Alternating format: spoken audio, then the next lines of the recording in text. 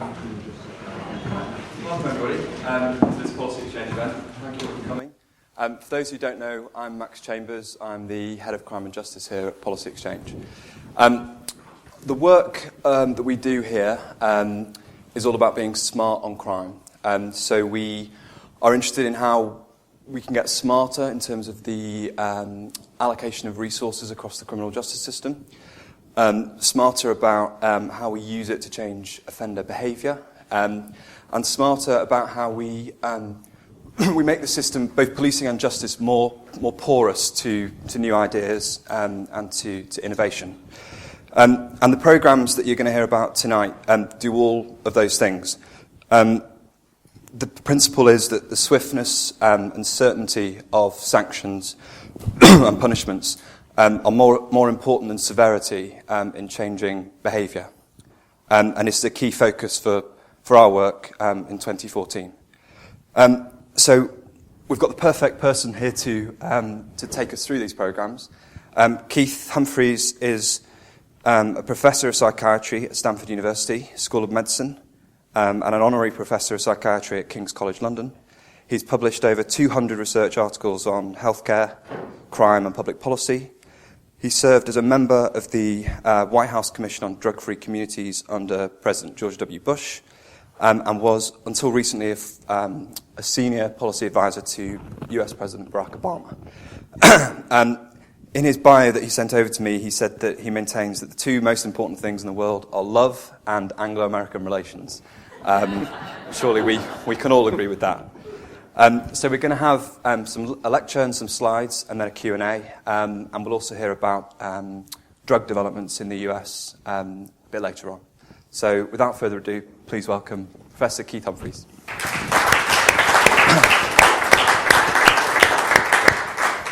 Thank you so much, Max, and thank you, Policy Exchange, for hosting this event. I'm absolutely delighted to be here. So, as you'll gather from Max's setup, the question is, how do we get the criminal justice system to change people's behavior? And in my career, I've focused on a particular type of person, which is people who have problems with drugs and alcohol. Go to any country in the world, and you will see that they are a plurality and oftentimes a majority of the people in the criminal justice system.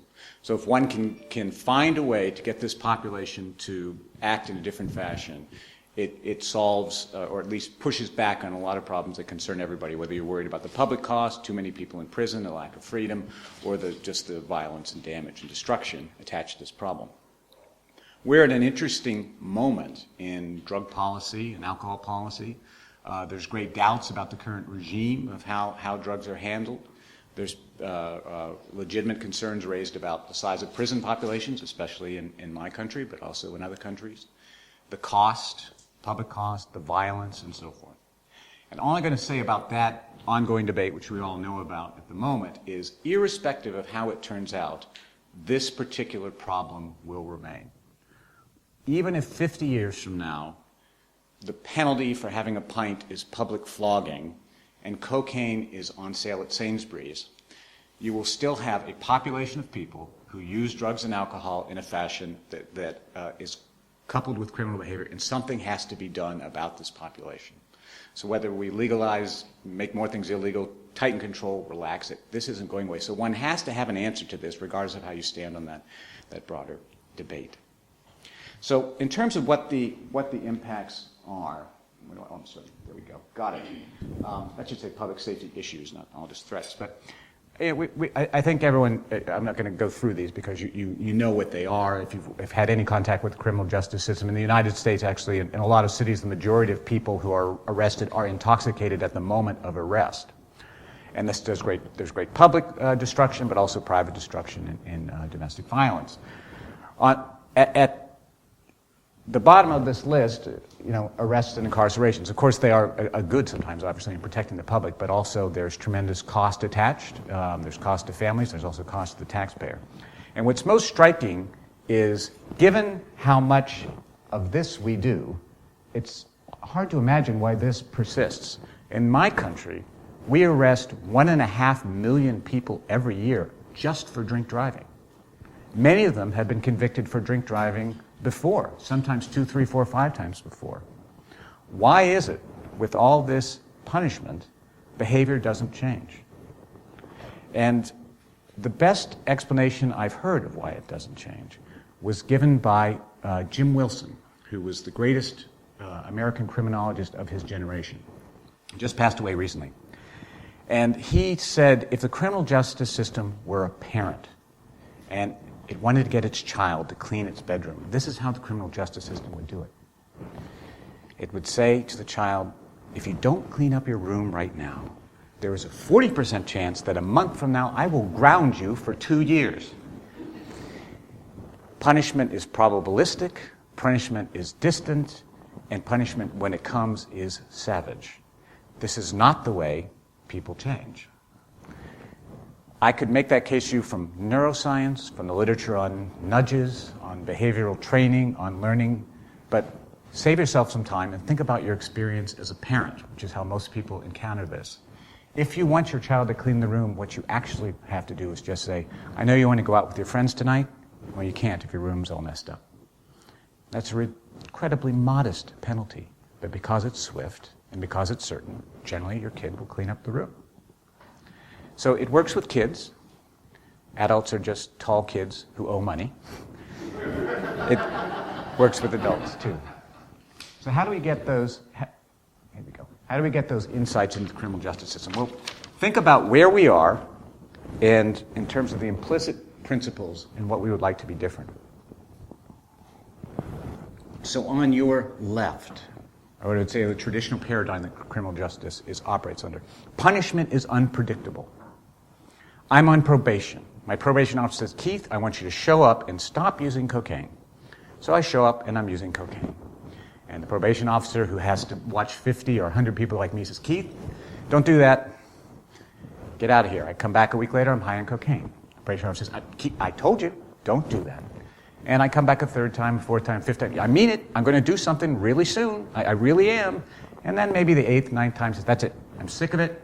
I'm violating you back to prison.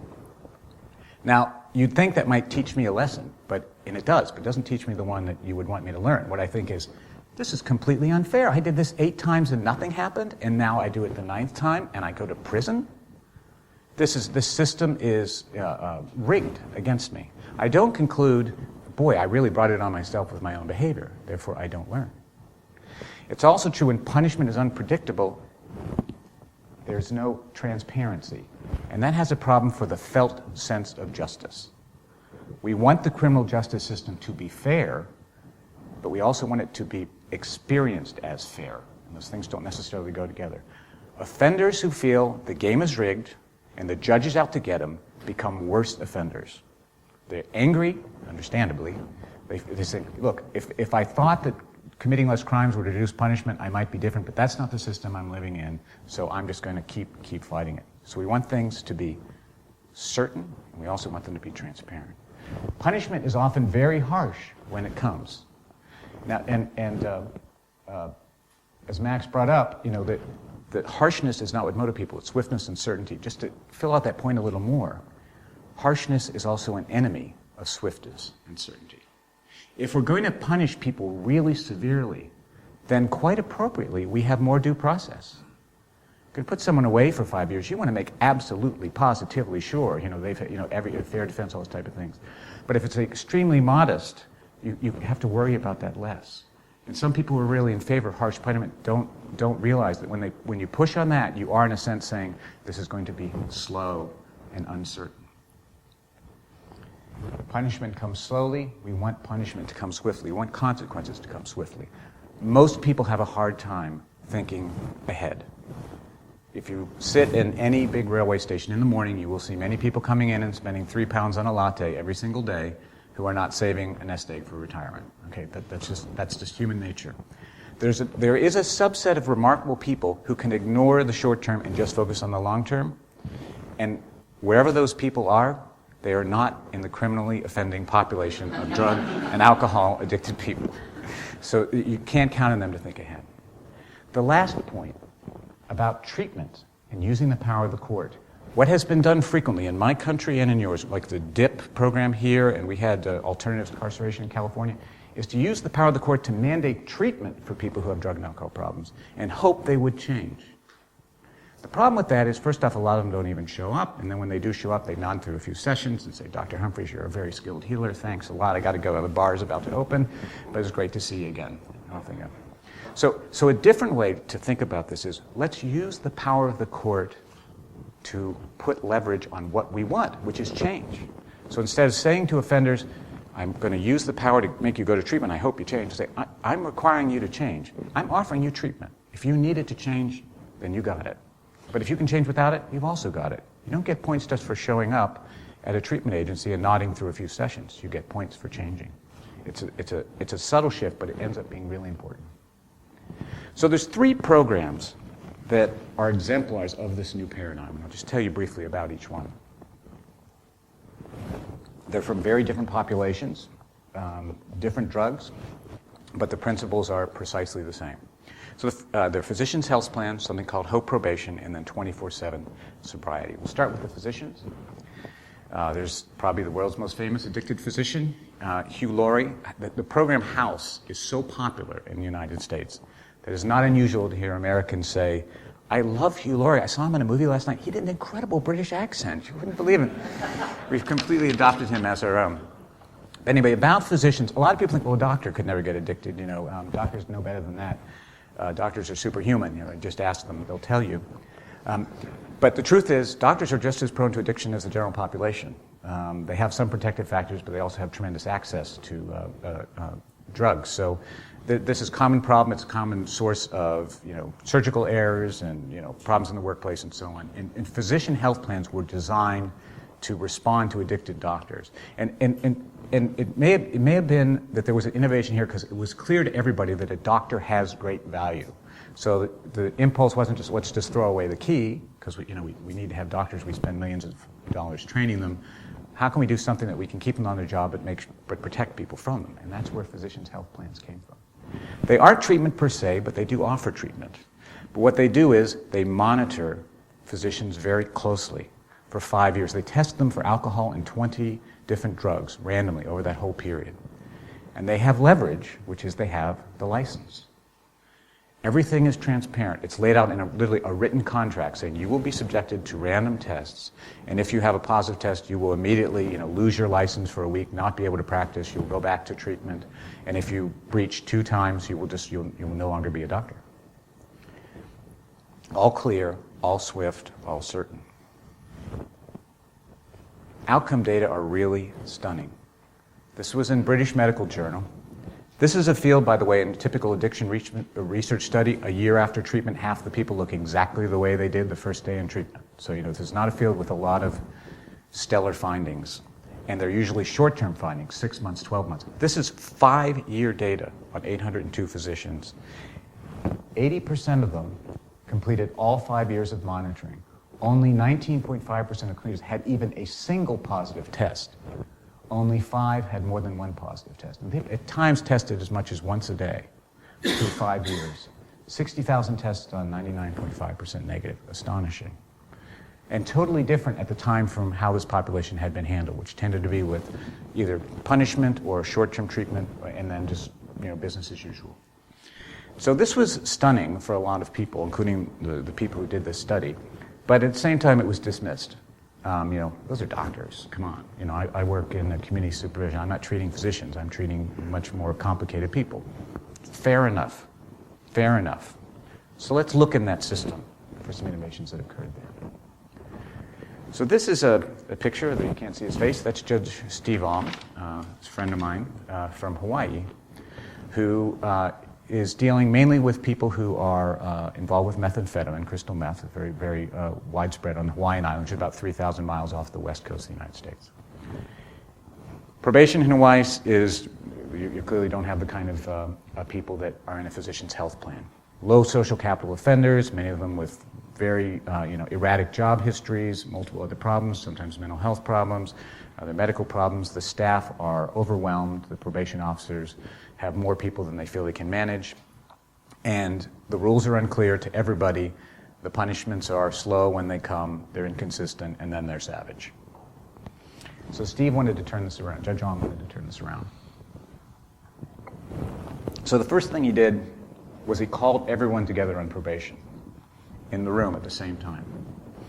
And he said, I'm going to tell you how to win this game. And the reason I'm going to tell you is I want you to win. I'm not your enemy. I don't want you to go back to prison. I don't want you to commit crime. So I'm just going to give you the rules, and they're really simple. Everyone in this room is going to get a color. You may be blue, you may be green, you may be gray. And you're going to call a phone line at the court each morning. And on the line, a color will be said, blue, blue, blue, green, green, green. And if it's your color, you have to come down that morning and take a drug test. If the drug test is negative, you may go about your business and have a great day. Just keep calling in and come in whenever your color comes up. If, on the other hand, your drug test shows that you've been using drugs, you will be arrested. And by that I don't mean you will be arrested 3 months from now. You will be arrested at that moment. And then you will get a trial. And that trial won't be far in the distance. The trial will be that afternoon. And at that trial, you will be sentenced to a night in jail. For sure. No negotiation. So that means if before the night before your child's birthday party, you use methamphetamine, that means you've chosen to miss your child's birthday party. That's what that means. Does everyone understand that? Do I need to re-explain it? If so, I'll re-explain it. So it's totally transparent, and also it's fair because every single person is realizing every other person, irrespective of age, race, class, is getting the precise same message from the judge. And it's simple, and I know what to do. These are the results. I find this to be very impressive because this is something that is unusual in criminal justice, a randomized study. So not just looking at people who happen to get one thing or the other, but literally people are randomly split into two groups. They're either on regular probation or they're on hope probation. And the differences are pronounced. The darker blue is hope. The lighter blue is controls. So I'll just read these because I know some people in the back. So this is what proportion of urine screens were positive for drugs. Almost half in regular probation. Slightly over 10% in hope. That by itself is a huge enough difference to say, wow, this is substantially better, but it isn't just that. Take a look at this. New arrests. The people in this program had an average of 17 prior arrests, 1/4 of them violent. So when you look at new arrests, you should also be thinking about new victims. Huge difference. The public safety difference, if we could cut offending by people on probation that much, neighborhoods would be dramatically different in terms of the suffering of victims. And then last, parole revocation. So in America, what this means is having felt that the person can no longer function on community supervision, is too much of a public safety threat, the person is sent back to a prison, which is a large state-run facility where you stay for years with murderers and rapists and things like that. And it costs $50,000 a year, by the way, also, to get there. So this means huge savings. It costs a couple extra bucks a week to keep them on hope. You got to run the phone line, you got to do the tests.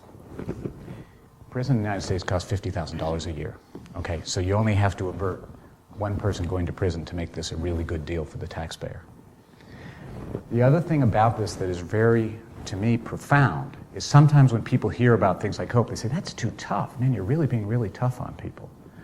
Well, you're being firm up front, and yeah, they may spend a night in jail, but I've never met someone who would say spending a night in jail is a worse experience than spending years in prison.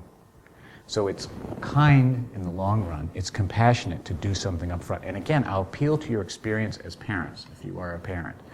You can, I'm sure sometimes you set a limit with your child, and there was immediate testing, and it would have been easier for you not to enforce the rule, but you put some effort in and did it up front, and then that saved you down the road. Alternatively, if you didn't, then down the road, you ended up having to put a lot more work in because you didn't do it up front.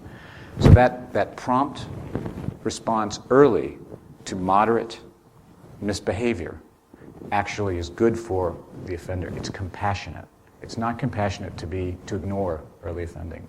Some people feel it is, but in the long term, if you end up in prison, that's a million miles from compassion in my book. Okay, now I'm going to show you this in one other setting. It's still in the United States, but South Dakota and Hawaii are so different, you could almost consider this an international comparison. Hawaii is a little island 3,000 miles away with a predominantly Asian American population with a lot of crystal meth use. South Dakota is about 5,000 miles from Hawaii, a state with mostly white people, a lot of German Lutherans settled there, and the big problem is alcohol and drink driving. 1% of people in South Dakota are arrested for drink driving every single year, if you can imagine that. So, and it was about the deadliest place in the country to drive when this started. Nationally, we lose about 10,000 people a year in drink driving accidents, and the peak is these states, these big, flat states where you can throw a brick on the gas pedal and just use both hands to drink if you want to as you're driving around. Okay. So the way this had been handled historically was to try to focus on driving. Say, okay, you were drink driving. We will take your license away. We will take your car away. We'll put an interlock ignition on your car that you have to blow into it to get it to start, prove you haven't been drinking. With fairly minimal effects. People drive anyway. They borrow cars. They get other people to drive them to the bar and blow into the interlock for them. So a particular prosecutor, a guy named Larry Long, got tired of this and he said, I want to do something different. I'm going to give up on trying to change the driving and instead try to change drinking. And what he invented is 24/7 sobriety. And you will notice, even though at the time Larry and Steve did not know each other, they came up with the similar sorts of principles, applied to a different substance in a different context, but the same thing. Everybody gets an orientation to the rules.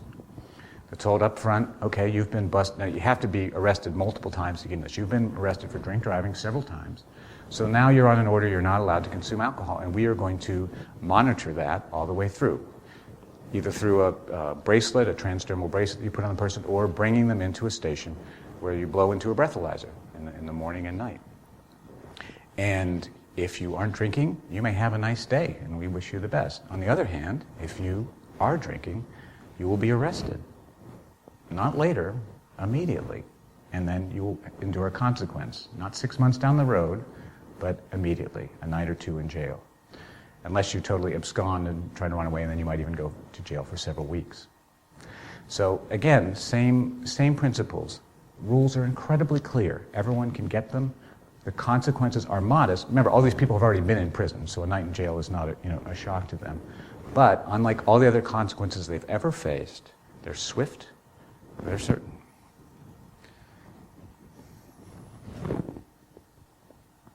Here's data at the state level on just how safe it is to drive in South Dakota. So the way I did this was, our federal agency, we have a highway safety agency, which is actually very good of keeping track of alcohol-involved deaths. There's automatic talk screens that occur. And what this thing here on your left refers to is what is the ratio of how deadly it is to drive in South Dakota versus the rest of the United States? What is your risk of dying in an alcohol-involved accident for every mile that you drive? So before 24/7 started, South Dakota was about double as deadly. Every mile you went, you had twice as much chance of being hit by a drunk driver. It rolled out in a few counties, and then there was an immediate drop to about 1.7. Went statewide, it dropped. Not quite as safe, almost there, although this is 2010, we might be there now. But that's a state-level change. It's pretty hard to move a state. Now, wasn't South Dakota doing other things to fight drunk driving? Absolutely. They were doing checkpoints, they were doing ads in the paper, police warnings, and all that. But Montana is next door to South Dakota and did all those things and had no effect. Until 2010, they adopted 24/7 sobriety, and their death rate went down 40% in 12 months. So I think it's compelling to say this program made a difference. And the evidence has gotten stronger thanks to a really nice evaluation by Dr. Bo Kilmer, who's at the RAND Corporation.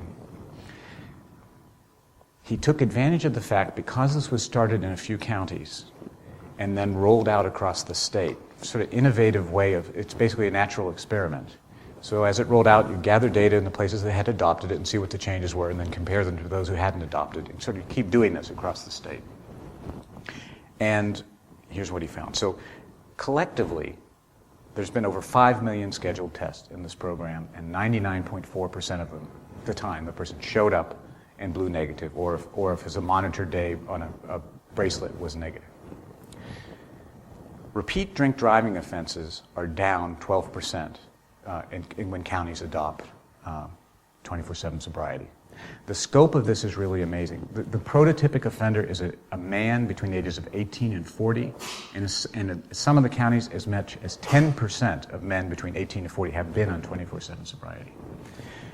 The other really intriguing thing is that domestic violence arrests are also down 9% when people adopt. When I was working here with Parliament on the law, domestic violence became a really big issue. It hadn't been tried on domestic violence. And domestic violence advocates, victims advocates were worried, and they were totally reasonable to be worried. I told them I hadn't been done. I understand why you're worried, and I didn't have any evidence to tell them otherwise. But then this study by Dr. Kilmer was done showing that domestic violence is also affected. Here's the thing that's really interesting to me. Only 5% of those offenders were sentenced for domestic violence. 63% of them were there for drink driving.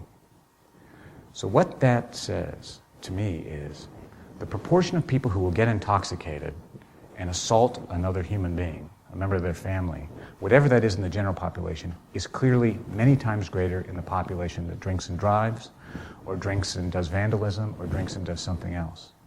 So when you, unlike the approach where you go problem at a time, he's arrested for drink driving, I'll work on the driving, he's arrested for drinking and vandalism, I'll work on the vandalism. When you take the drink out, you're taking out a vector for lots of other crimes that you otherwise would never even detect it. And that's really just a radically different way to think about this problem, that the problem really is the alcohol, not the driving, not the that is what is tying together all this behavior. Saying that, by the way, just because I want to be clear, no one is excused for domestic violence because they were drinking. But it's clear that it's a facilitated factor. The person is still, you beat your wife and your girlfriend, it's still your responsibility 100%. But nonetheless, when alcohol is present, that happens more often. Okay. All three of these programs, you could say they're kind of different, but they really are different in the implementations, the details, and the context. They're precisely the same in terms of the principles, and that is all that matters. It's being done here in this country. When I started to come over to say it, is that I'm not the typical American with a brand name product you really must try because you're going to lose weight, look great, and and your hair will grow back. It's not like McDonald's, it's a set of principles that every context has to adapt as long as they keep the principles, and those are that the rules are simple and transparent. The offenders feel fairly treated because they are being fairly treated. There is punishment, but it is modest, and it comes swiftly, and it comes certainly. The mandate of the court is to focus on abstinence, getting the person to stop using drugs and alcohol. Treatment is offered. People in 24/7 are offered treatment. Many of them take advantage. People in Project Hope are offered treatment. Many of them take advantage. But that is not what the judge evaluates. It's clear to people what you're being evaluated on is your drug and alcohol use. Change that, and things will go well for you. And all of them have evidence of effectiveness. The strongest being Hope, randomized trial, but there's other. I think that population evidence is also important for 24/7, and cost effectiveness. If there is some more cost up front, you got to buy the testing kit. You have to. Some people do break the rules. You got to go arrest them. It takes some police resources. But when you look at the down the road, the drop in arrests, cost for that, further victimization in prison, you realize this is a really good financial investment. And I think it is on the strength of those things that these have really taken off. So 24/7 sobriety is now the law in South Dakota, North Dakota, Montana, Idaho, Washington, and is being trialed in about 5 other states. And Project Hope is, I think, in 18 states right now. The other thing that's very exciting is Project Hope just got a federal budget line. And to explain what that means, in the U.S. government, the gap between no money and 1 penny is far larger than the gap between 1 penny and $100 million. Once you're in the federal budget with a designated line, life is different. It had $4 million the first year. It's budgeted at $10 million the next year. I think that's going to continue to grow because there's a lot of people who do appropriations in our Congress who've seen the same data and say, wow, this in a sense, squares the circle that, we've always wanted to do. We want less crime, but we also don't want to fill up our prisons anymore because, boy, have we gone overboard on that. The Obama administration also has embraced these programs as alternatives to incarceration, but still keep the public safe. So let's turn to this country. You may be wondering why I'm involved in this at all. So here's what happened, sort of the funniness of how policy ideas spread. I spent a year as senior policy advisor at the White House Office of National Drug Control Policy. And as part of that work, I did go out to South Dakota, and I went and sat in courtrooms and talked to judges and offenders and all that. And we, as I said, we embraced these programs. So another of my roles is also UK liaison for stuff on drugs. So I was coming over here a lot, working with the Home Office and the diplomatic corps and all that. So I had a year to do that job. I'm a professor at Stanford. I was on sabbatical, so they would hold my chair for a year while I worked in the White House. And towards the end of it, about 10 months in, the director had to go to Vienna for some treaty thing. And I said, how about we'll stop in London, because I'm almost, I'm about to be done, and I'll introduce you to some MPs and peers and people in the government you should know. And he said, that's great. So we go to London, we do that, and then the next day he flies on to Vienna, and I get an afternoon off, which is, I believe, one of 2 afternoons off I had in the time that I was working in the White House. And I picked up a newspaper, and there was an article talking about South Dakota sobriety.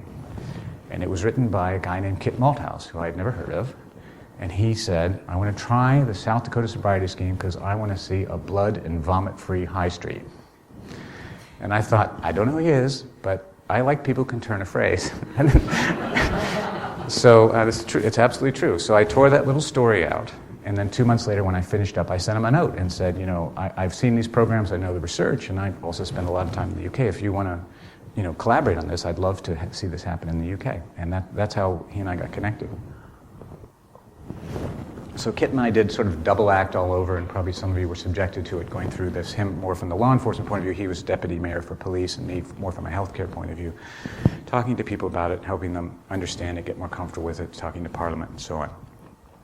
And that was part of the genesis, and then the Home Office also got interested in doing this, and through a lot of work and advocacy, it became the law of, the judges were given this power in 2012 in England and Wales. Scotland has devolved alcohol policies, as you know, so they actually just went ahead and started doing it. The group is the Violence Reduction Unit, Karen McCloskey and those people. So Strathclyde was just able to go forward, but we had to have a law in England and Wales for reasons that were sort of complicated, but anyway, we had to do it. And then the following day it was nationally implemented, and we solved the problem. Thank you. Okay, not what happened, obviously. So after that, we had a little bit of a stall because some people switched. There was a mayoral election, and Kit went to work on the business briefs. He moved over and did that. And Nick Herbert, who had been advocating some stuff, moved out of government. So that kind of stuff. That's the natural course of things. New people are in. So I had to talk to him. Stephen Greenhog's in, and he's I had a great collaborative relationship now with the mayor's office. So we're back on track after the change in faces. And the mayor's office has really, bounded ahead. So, and I'm very pleased they're going to be doing a trial, actually starting in just a few months, in, I can remember these boroughs, Croydon, Lambeth, Southwark, and Suffolk. I hope I got that right. With about 100 to 150 people. I'll be going down there tomorrow to meet with some of the police and the judges. The challenge will be to get swiftness into the response. Our justice systems are different, and in the American system, when someone is on probation, you have, as you can see, you have a lot of latitude when someone has already been convicted, and there's an agreement that you can impose consequences without going back for a new trial and that sort of thing. And there's a different tradition here, and so that's actually something I'd be happy to have some advice about. When the norm is for things to there's an information made to police, it has to go to a national probation service. How do you convey to the offender some sense of, we actually do care what you're doing. There really is going to be a response when you do this. And again, particularly early on, because you want to nip things in the bud and let people know there's a different ball game. And that's going to be, I think, the principal challenge about how to bring that into this system. And I'm sure it's resolvable, but it's going to take some creativity and also interest on the ground, because you can't, in the end, it's local people who decide how things are implemented, and it's going to depend on them. The Home Office did a very small, like 10 or 15 people or something, effort to do this with conditional cautions. And frankly, that didn't go very well, mainly because, as far as I could tell, just from reading the report, which I read on the plane, didn't actually change the dynamics of the justice system. It was more if you agreed that you had committed an offense and you agreed to sobriety testing and you then tested positive and you were asked for an excuse and it wasn't a good enough excuse, then the probation officer could or couldn't do something at a later point if he were so inclined. And that's basically routine criminal justice with a breath test. The technology is essential, but it is not the end. That is the means to implement swift, certain, and modest punishment. So you got to have it so you know what's going on, but just throwing it into the regular justice system and doing everything else the same, that's not 24/7 sobriety, that's not Project Hope. And I'd be worried if people thought that, because I think they're going to be disappointed and then give up, and that'd be a big mistake.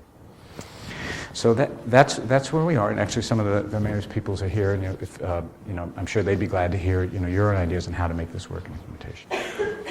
So I'm very optimistic about that, and more generally I'm very optimistic about the spread of these principles. I mean, they seem to grab, as they should, lots of different people who care about crime and public safety, people who care about responsiveness to victims, people care about public safety, and also, frankly, people care about people with drug and alcohol problems, like I do. I mean, I want people to get better. I mean, there has to be punishment when people do things wrong, but also, these are very serious problems to have, and we want people to heal, and we want their families to heal, and that's also critical to this mission. So, I'll leave it there. Thank you.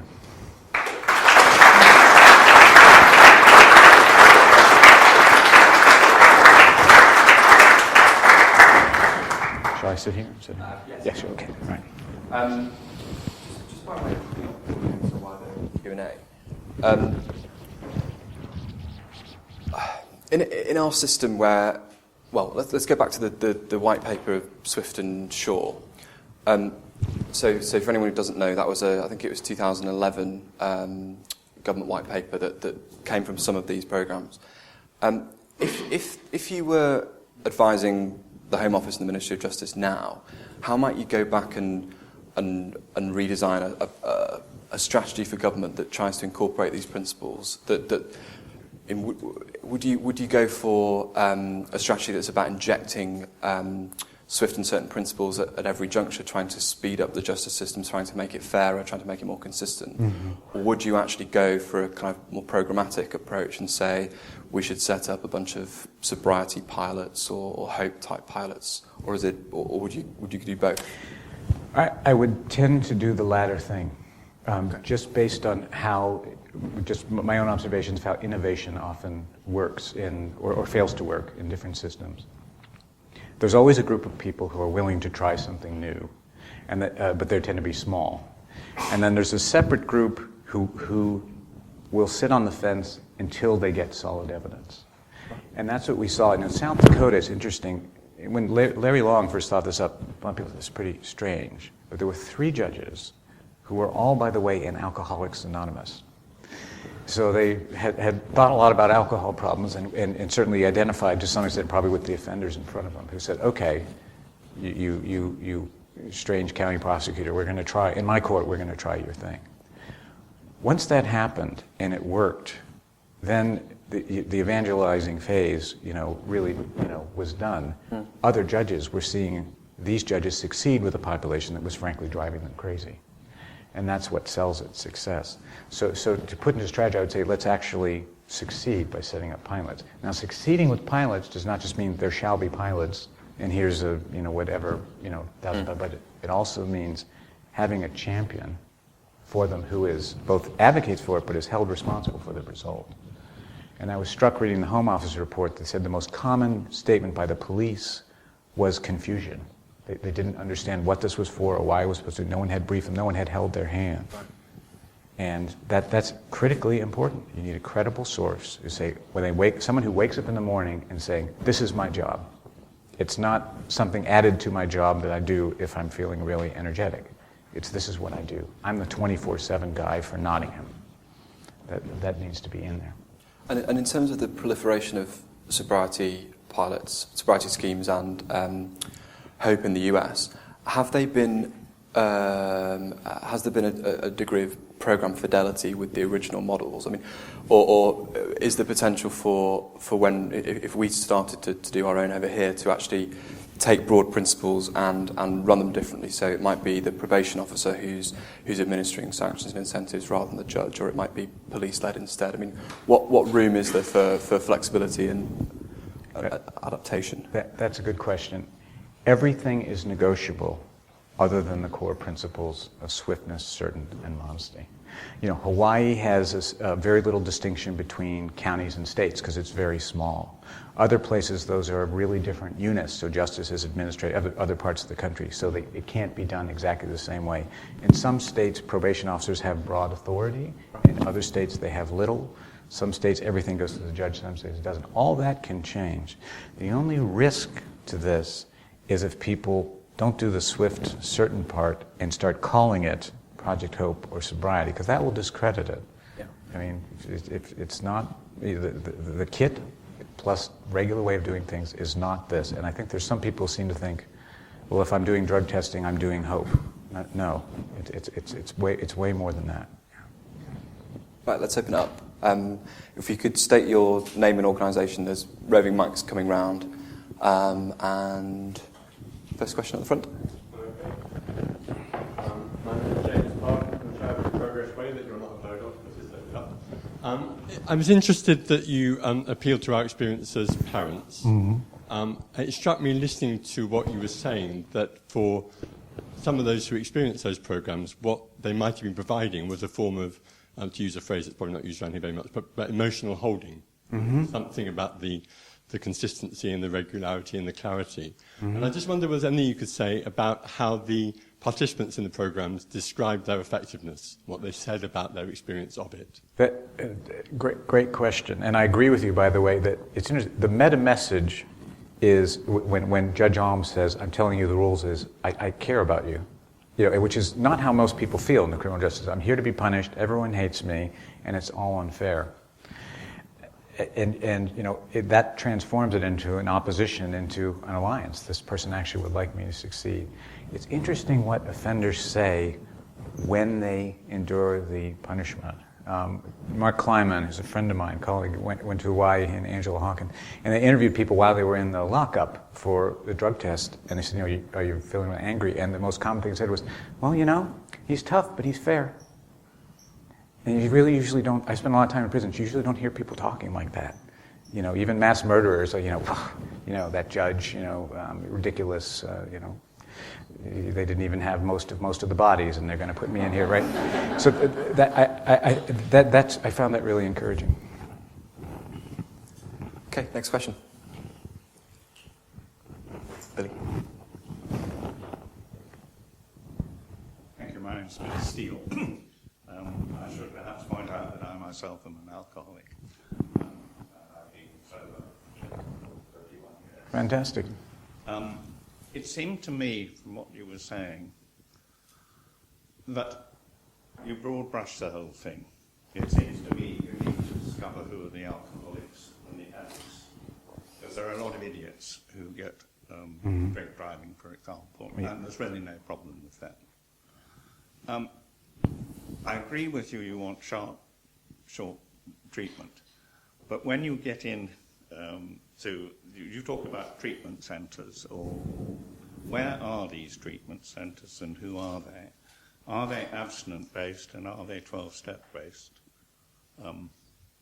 Because in this country, the National Health Service does not do abstinence, and nearly all addicts and alcoholics are treated either with substitute drugs or beseeching them to control their drinking, which is something we just cannot do.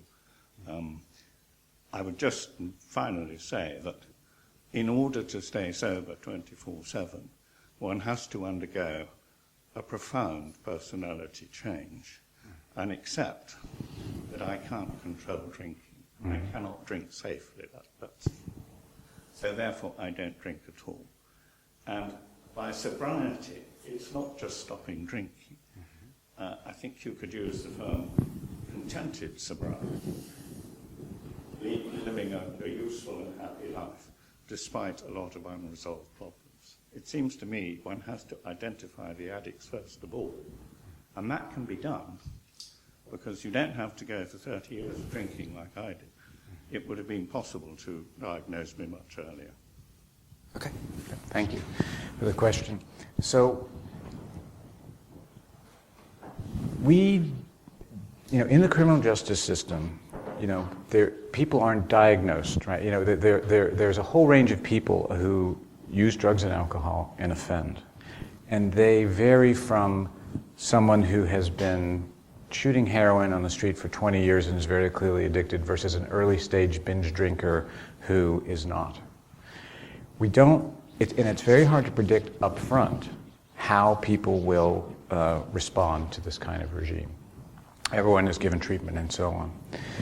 But to guess, about two-thirds of people go through 24/7 sobriety perfectly, make every single test, and are sober the whole time, and about sixth have one bad test and then go through fine. And then the rest of the people struggle more. And that's how you find out that they're not appropriate for 24/7 sobriety and they need something more. Now, we have a separate system in the U.S., the drug court system, which is a far more intensive system where judges monitor people every single week and every single person is in treatment and there's sort of a team of services around them. So one way to do this is you give everybody the 24/7, you give them Project Hope, most of them do extremely well, and the people who don't go on to something more intense. It's the precise same way we structure healthcare. Your GP handles, if you've got an illness, your GP handles it up to the point of his or her knowledge and say, this is a really hard problem. I need help from an oncologist, a cardiologist. You're going to a specialist. In terms of the treatment's very different in the U.S. and the U.K. There's been a lot of change, by the way, in UK treatment, a rise of recovery movement, a booming 12-step movement in a lot of cities. But we are more abstinent-oriented in our treatment than you are. We also have much more widely spread mutual help programs, like AA, like NA, and so on. But that's also changing over here. So, I'm without disputing, the challenges and difficulties, I'm optimistic that this could still, work in this country, even with that, even with those differences. Just picking up on a related point to do with abstinence, on the sobriety element particularly, was there any discussion with the Home Office or consideration given to the cultural differences between the US and the UK? And perhaps, to put it mildly, we don't really have much of a culture of abstinence, and that feels, I think when you describe 24/7 sobriety to people, it often feels quite extreme.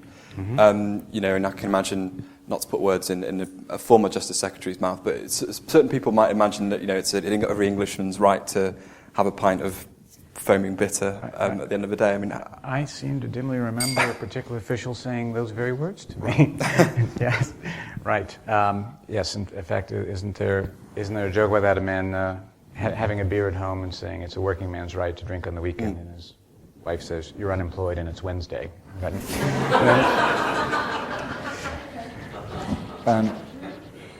So first off, to put myself here, I never come to these aisles without having your incredible beer.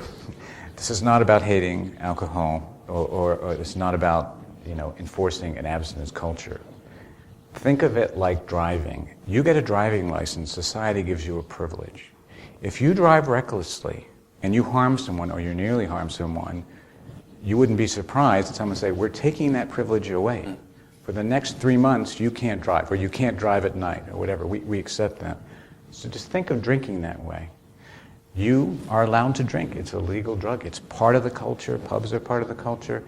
It is social means, but it's a privilege you get when you turn 16. And if you, prove that you can't handle it, meaning you harm other people, we're taking that privilege away. And for the next 3 months, you can't drink. These programs don't force people for the rest of their life not to drink, but it's basically giving you a message about this behavior. And what I said to the individual who said, "Well, it's an Englishman's right to drink," I said, "Yeah, but it's also an English woman's right not to be beaten up in her home." And that to me is a more important right. So if one had, in my view, if I have to restrict the alcohol right a bit to keep a family safe, then I will. Last point is that these programs are not to scoop up people who are using substances without a public safety threat. This is not about grabbing some kid who's got a spliff and let's get you into it. Everyone in these programs has either physically hurt someone or done a behavior like drink driving 2, 3, 4 times that sooner or later will kill someone. So there's a stronger case to intervene to have the state intervene in their lives, because if it doesn't, that person will intervene in other people's lives in a violent way. So to protect those other people, that's why, which makes it more constrained. Just one last point. The abstinence, a far larger proportion of my country abstains than the UK. That makes it easier to be abstinent in the United States. It's not that big a deal to go to a party and not drink. It's harder here. I definitely recognize that. So it is a tougher shift and probably a little more isolating.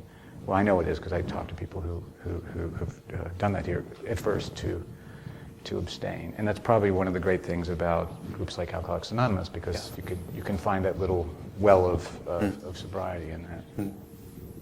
Okay, next question. Yes, Rob. My name's Rob Allen. I'm a consultant. Thank you very much, Keith. That was really fascinating. Thank you. I suppose what was just crossing my mind as you were talking, the places that your 3 examples came from, okay, let's park the medical doctors, but Hawaii, I've never been to either of them, but they're kind of unusual places. I mean, South Dakota you described, I don't know what the biggest city in South Dakota is, but they're sparsely populated, everybody's got cars, there's a lot of religion. It links to Max's point to an extent. There are big differences here that I would say require a randomized controlled trial here. I mean, you didn't say this works in Chicago or New York or San Francisco. These are peculiar places. Hawaii, you described these epidemic of crystal meth. I just think potentially there is an issue there that needs testing before you can say this is something that is going to work. And I suppose that's the question. Are you doing these RCTs on it here before, or are there any results coming out of these 18 presumably more mixed areas where the hope probation is being tried? Thanks for raising that. All places are peculiar. It's hard to find a place where you would say this generalizes everywhere. I mean, even things that seem, blatantly obvious, it's, vary a lot. So it's always important to retest and tinker and all that. So I totally agree with you on that. I would say the physician health programs are national. Those doctors come from all over. They do come from Chicago and Atlanta and the country and the city. So it's not as if this hasn't been tried with a broad audience. The second point is that the behavioral principles, the fact that human beings are more shaped by something that is linked consequentially quickly versus distant things is a well-established phenomenon all over the world. So that is not something I worry that, English people save for retirement and never buy lattes, we all have that phenomenon. All that said, I agree absolutely with the idea of continual evaluation. I mean, the mayor's office's study is a trial, it is a pilot. Even to me, even before the randomized clinical trial, is the implementation question of the justice system is different here. If you can't implement it in the system, there's no point in doing the trial, right? First, we've got to show you can even do it. And then once that's done, I'd like to see a randomized trial, and also more trials in the the various parts of the states. This is going out. There is there's always a risk of overgeneralization of different populations, different situations. So I'm totally with you on that. I mean, that's how I've been a researcher for this long because I believe deeply in the value of evaluating things. Yeah. Next question. Back. Hi, my name's Richard Johnson. I'm slightly confused by your analysis, if you don't mind. Yeah.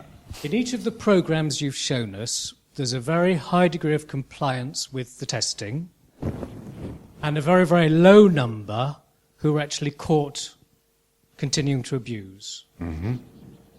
To what extent is it the case that what is demonstrated here is the effectiveness of testing and an effective threat rather than, per se, swift, modest, and certain punishment? Where is the evidence that the swift, modest, certain punishment is having the impact rather than the threat accompanied by the test? You're making a distinction that I'm not sure is real in practice. If I'm in a system where there's swift and certain punishment, there's an effective threat. You know, in the morning, if you go to a testing station in South Dakota, which I have, and you see 100 people in line, and they all go through, and 17 are fine, and number 18, oh, Keith, you've been drinking, sit there, okay, here are the police, da-da-da-da. You haven't been punished personally, but you realize this is serious. It's still affecting your behavior. And the normal experience in criminal justice is everybody knows people who've gotten away with everything. Whether they themselves have, the sense is this system does not track us very closely, you can get away with a lot. So I see those things as absolutely synergistic in explanation. I'm interested in the number of people who, having fallen off the wagon, then reoffend. So is your swift and certain punishment reducing that reoffending rate? In the slide that demonstrated the number of people who then went on to be sent to prison, it appeared that within the group who failed the test, a much higher proportion went on to go to prison than of the control group. No. Not a raw number, but the proportion, the ratio who went on to prison was much higher. Well, that's certainly possible because there's some selection into breaking the test. So people who are more, if you had someone who was more sociopathic, they're more likely both to violate a test and more likely to commit more crimes and more likely to have prison. I'm sure that's true. But that would be true in both conditions. There wouldn't necessarily be an inference you could draw about hope probation. I mean, it's striking to me that in both the 24/7 data and the physician health plan data, you do have this huge number of people who just go through completely fine. But then there are a number of people who touch the stove to see if it's hot, one offense. And you see that group in the physicians over 5 years once. Then they get the message that they're being monitored. In the 24/7 sobriety, it's about a sixth of people have one breach and then do not re-breach. It's worth saying, too, the other thing that is surprising to me is people are only on 24/7 3, 4, 5, 6 months. But their rearrest rates are lower years afterwards. So people don't just go straight back to drinking afterwards. And why is that so? Don't fully know. We're doing some studies, Mark Klein and I are doing some studies about why, whether it's a change in outlook or I've been off the substances for so long I now associate with different people, or I realize life can be pretty good this way, or I feel the system is fair and I've changed how I view society in general. I don't know, but that's a mystery. When I went out to see a couple of sobriety schemes last year, there were offenders who, we were told stories, who had the ankle bracelet that measures your intake tattooed on their ankle after it got removed. So there's clearly something psychological about having that there and the behaviour change that kind of encourages. So, Phil. Thank you. Phil Bowen from the Centre for Justice Innovation. I'm interested in how the offer of treatment and the offer of help works. You've been very clear about the sort of swift and certain punishment, but I mean, I think in this country there's a large number of people who think it's about getting offenders into sort of secure housing, employment, those kinds of things. That's what reduces reoffending. So I'm just interested in how the Hope Project in particular gets people into support and help. Are they doing anything new in that regard, or is it actually just the same as they were always doing? There's nothing radically new about the treatment. It's the same treatment people would get if they just showed up voluntarily and said, I've got a meth problem and I want to get care. So there is, however, a lot of liaison between the treatment community and the court community. Initially, certainly in South Dakota, and I have to say also in this country, the treatment community were very worried about this. They said, you're cutting us out of this, these people need our services and now they're not going to get them. But treatment people very quickly turned into advocates for it, and I'll tell you why, being someone who provides treatment. If I knew that my patients had to be sober and show up, doing treatment would be a lot easier. When somebody shows up intoxicated, there's nothing I can do. It's a waste of time. If we were going to spend that hour talking about job prospects, we can't. I can't stop them from drinking. There's no one I can call. So the fact that, okay, now this gal's going to be sober and going to be here. Now treatment is so much easier. We can, how's your marriage going? How are things with the kids? Tell me about your job prospects. Let me problem solve. It's just so much easier. And so that's why the treatment committee is now, after being initially with skeptical, have just really rallied around it. Yes, David. Has any work been done on what the rest of the community think about this? Is there a feeling in South Dakota that you're in a much safer place now, or in Hawaii that you're less likely to come across someone who's on crack, meth, or whatever they're taking? Is there, because this is a fairly small group in that population, has that had an impact on the community? That is a great question. I'm quite sure nothing has been done about that in South Dakota. There are reticent people. The Attorney General once said, I love what you're doing and I would hug you, but we don't think that's proper. So they haven't been as effusive. But in Hawaii, there's actually a group of people who have never been in Hope called the Friends of Hope, who raise money for it and sort of advocate for it. And I assume those are people who see, in a sense that's more impressive than an opinion survey, that they're actually putting effort in to get more people to do it. Okay, next question. Feel free to ask questions about drugs policy as well, if you'd like.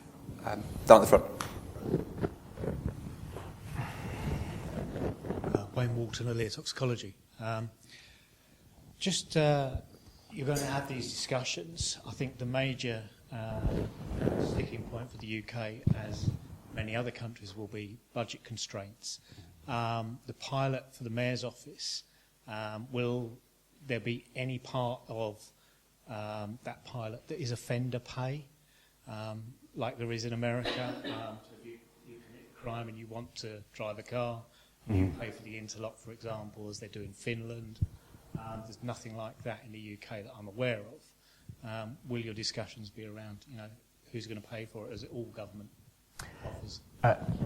The Mayor's Office people here, and I'd like them to correct me if I say this wrong, but in the negotiation about the bill, there were different points of view, and some compromises were made. And in my memory is the self-pay component, which South Dakota does, you pay $1 for your breath test, was not included in the final legislation. So we can't do that legally, and that's right. Okay, Blair's nodding, yeah, that's not right. Yeah, so this is coming from the government.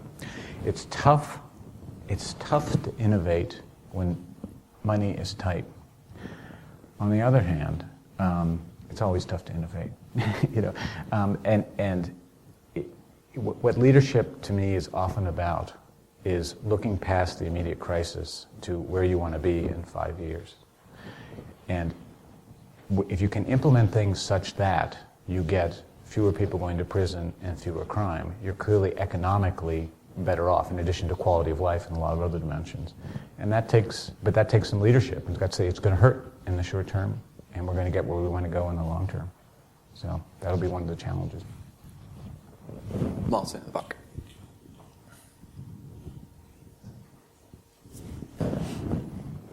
Hi, Martin Tunstall from the Mayor's Office. The evidence that you've shown and that I've seen in the US before obviously shows that it works extremely well with drug and alcohol offenders. But what's always struck me about it is that fundamentally it's a compliance tool. Mm-hmm. And I just wondered how much can and are the principles able to be applied to other elements in the criminal justice system. I mean, it's something that in the Ministry of Justice we looked at quite a lot with the Swift and Shaw white paper, and frankly never really made much progress. Mm-hmm. It's a great question, and it is being used in lots of different senses. American judges have a lot of autonomy. I'm not sure exactly here. So if you sit in court and watch them, they are creative and expansive, and they can apply, for example, to somebody a monitor that has a GPS in it. Say somebody who has abused a child, and say, if you go to any playground or park, there will be a swift discharge consequence. So that is being done. I don't know of any evaluations of it. I'm a drug and alcohol guy, so that's where I spend my time. A central piece of this is having a absolutely reliable, drop-dead case that they've done it. Because the whole thing is grossly unfair if you can't detect, So we have these technologies in the drug and alcohol field, and someone who is an expert on GPS, and I am not, would have to say, for that to say, this is just as fair. This technology now is so good that it would be reasonable to impose a condition like, or for another example would be stalking somebody. If the victim was willing to say, you may have my GPS on the phone if you promise to keep him away from me, if you could prove, yes, we can reliably detect, even if you can't see him, that he's there and we will do something. If you can prove that, then I think you could justifiably use these techniques and other things, but I know of no research. Yes, Matthew. Matthew Grove, the Police and Crime Commissioner for Humberside. One of the main reasons for having punishments is to act as a deterrent to the wider population. The reason we take driving licences off people isn't just so they can't be a danger for 12 months. Right. It's to say to the wider population, don't drink and drive, otherwise you lose a licence, lose your job. Is there a risk that by having, yes, it's swift punishment, but subtle, gentle, fair punishment, that you reduce that deterrent factor to others and you could create, over the longer period, a greater problem? It's always possible. I mean, these are not a random subset of people. A lot of them know each other. But what I remember hearing from Karen McCloskey from the first was there's nothing that put a fear of God into a group of Scotsmen than when their drinking buddy showed them the bracelet and said, I can't come to the pub tonight. I think they did experience it as, oh my God, that's really bad. And and are people truly, and the other thing is, are people truly deterred by things like taking their license away when they then see the guy driving down the street and still drinking? So if it's an empirical question, so you could be right, but a punishment that is visibly delivered reliably could possibly be more deterrent to people watching than a savage punishment that comes seemingly randomly. I mean, we'll see. I think you need to pick your offence types, because I think drinking and driving, I'm not sure it would be the right thing, but for assaulting your wife while intoxicated, I think it's a brilliant idea. Is it worth just, with the time remaining, just giving a quick overview of developments in Colorado and California, and perhaps your perspective on consequences for the UK or not? Sure. So we have a federated system of government where certain powers are very closely held in Washington and other powers are very heavily devolved, and one of those is criminal justice. So only 6% of the American prison population is in a federal prison, 94% are in states. There's about 6 or 7 state, city, and local law enforcement officers for every one at the federal level. States, therefore, theoretically the federal government could administer law enforcement everywhere. Practically speaking, they can't. There's not enough federal officers. So the way it has typically worked is states mirror a lot of federal laws and then dedicate their own resources to it. And that's been true in drugs. So in other words, say marijuana is illegal at the federal level, but also, until very recently, every single state had a mirroring law, and so their own state law enforcement would participate. So we've had an earthquake, political earthquake, a change in the last election where grassroots groups with also some wealthy donors who are libertarian kinds of donors got on the ballot in Washington and Colorado, changing just the state level law, and it passed in both states, creating a recreational market.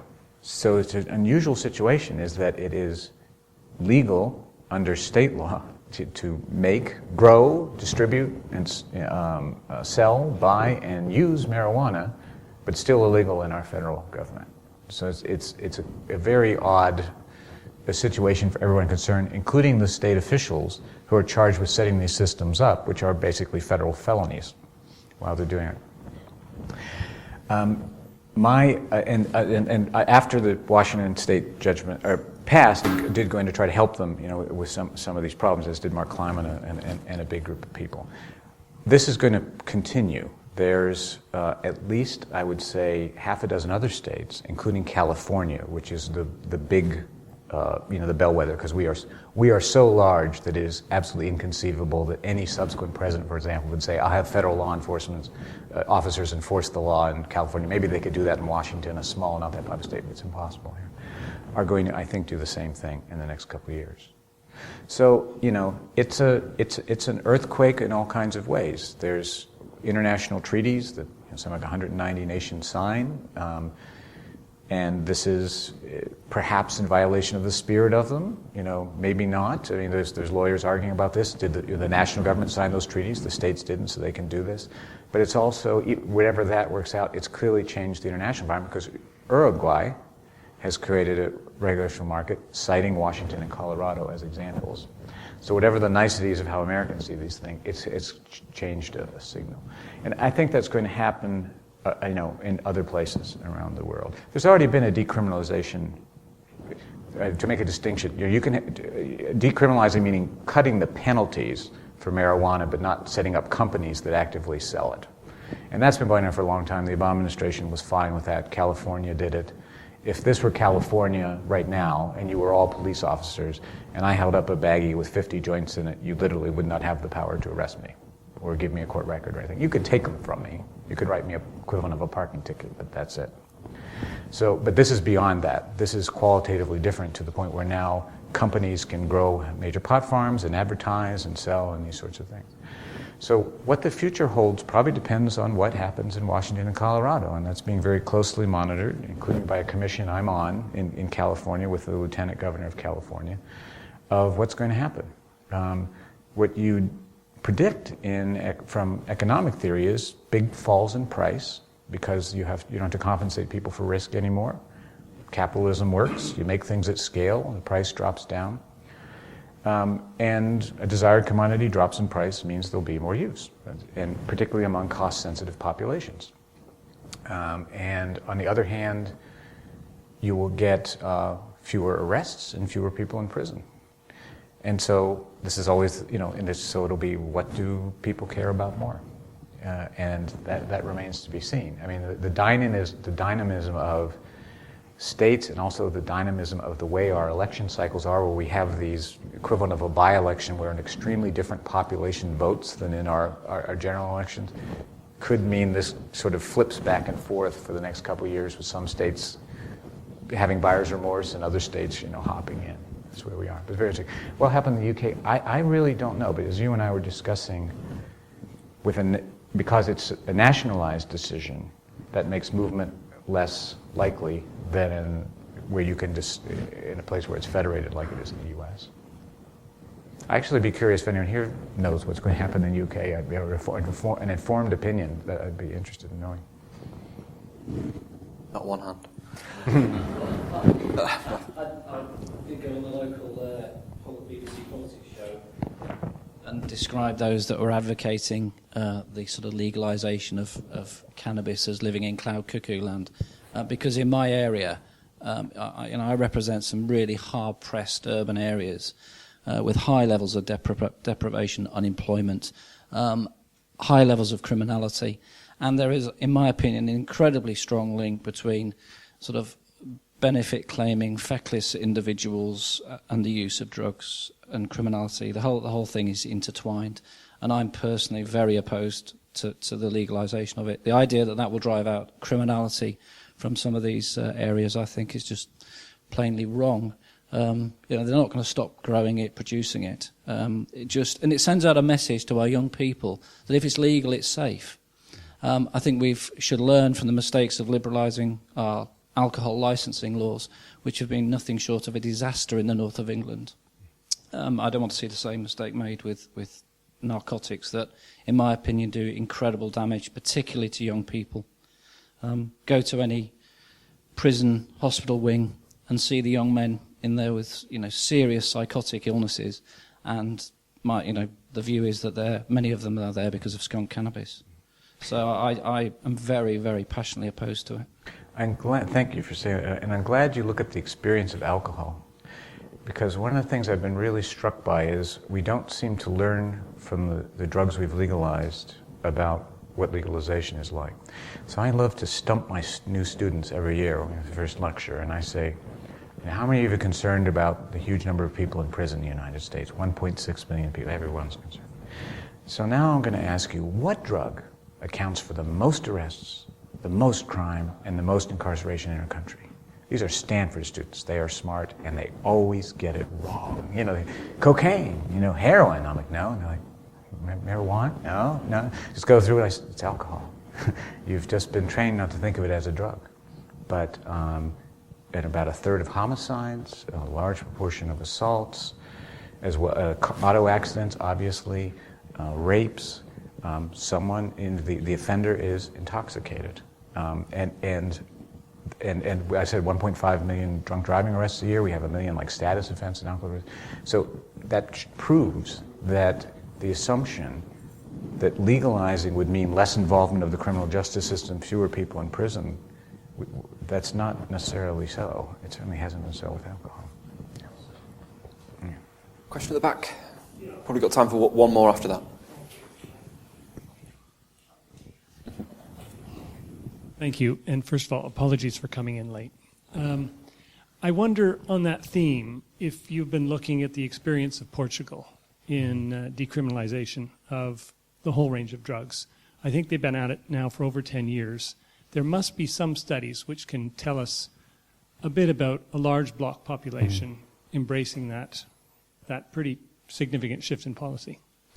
Yeah, I have studied Portugal. There's a report out from the Cato Institute on Portugal, but it's actually not very good. It has some actually basic analytic errors in it. But there's several things that are funny about it. One is Spain did the same thing in Italy, and no one ever talks about them. So it's not just Portugal, but Portugal took off the Cato Institute. The second thing is it's not clear it was that radical a departure of policy. Portugal was not doing a lot of drug law enforcement before. They announced this new policy, but the arrest rate doesn't seem that different. So as in many cases in drug law, the new policy may have been the official sanctioning of what law enforcement was doing already. You see this over and over again.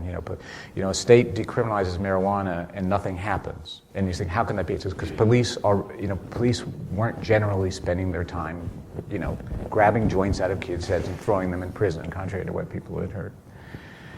The other important point about Portugal is they expanded the services for AIDS, for treatment, all to the good. I mean, the countries that have done that have reaped big-time benefits. France had a massive expansion of services. We have just done one. In fact, I have an article in the New York Times today about the change in the American drug treatment system, and it's clear you get massive benefits from that. From everybody, I mean, for the taxpayer, for the families concerned, and all that sort of thing, and the evidence I see is they did get benefits from that.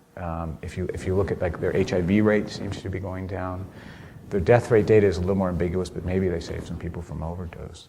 So that basic principle is fine. I mean, there's a world of difference, an enormous difference between saying we're going to keep punishments modest, which is what decriminalization is.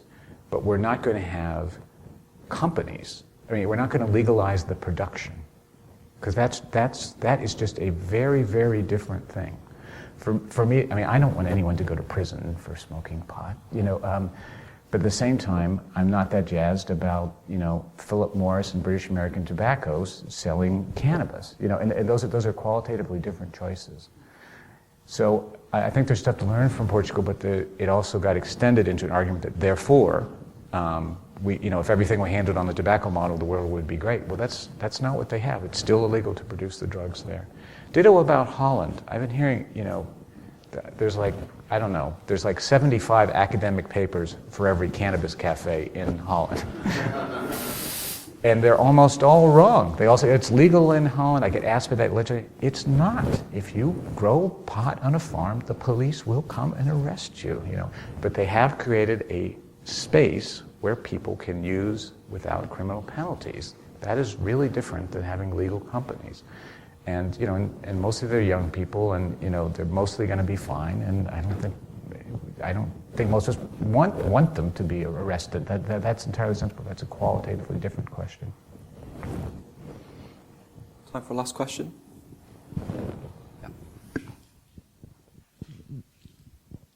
Hi, Shane Britton from Revolving Doors. I'm just wondering whether there are people that you think this model wouldn't suit. So, for example, I can see how this would work for people where substance misuse was maybe their primary problem or the driver of their offending, but there's a group of people who do misuse substances where their problems are a lot more complex. Perhaps they are... Absolutely, mentally ill. Exactly, self-medicating for a mental health problem. They may have homelessness issues. I mean, that's what we deal with as a charity. We are focused on this kind of multiple and complex needs group, we call it. So I wonder whether you feel that this approach could also apply there. No, it's absolutely true. This will not fair. And I work in a psychiatry department, so I think about people with schizophrenia, people who have untreated illnesses where the reality testing is poor. It's not going to help them to sit in a hearing and have a judge carefully explain something. It's not, I'm not a magic bullet person in general. I just say if you thought about the whole population that there's over 1 million alcohol-related assaults in this year. Let's say you did this and it only worked on 10% of them. That's 100,000 human beings a year not getting assaulted. That's fantastic. Domestic violence and rents down 9%. If that were true in London, that would be 4,500 fewer victims a year. That's fantastic. So I absolutely agree with that, but I'd say let's take, there's a ton of low-hanging fruit here. Let's take it. And yeah, the people who are left will be more complicated, and we need to do more, probably both in terms of services and monitoring. But there's a lot of people it will work for, and let's make it work for them. Okay, thank you very much for coming. Just to let you know, Policy Exchange is going to be publishing a report called Swift and Certain at some point, hopefully before the summer. And I know the Centre for Justice Innovation as well are doing some work in this space and thinking about how to mainstream these principles. So look out for that. Thank you very much for coming, Keith. Thank you. Hopefully we'll welcome you back here another time. Please give Keith a round of applause, and we'll see you soon.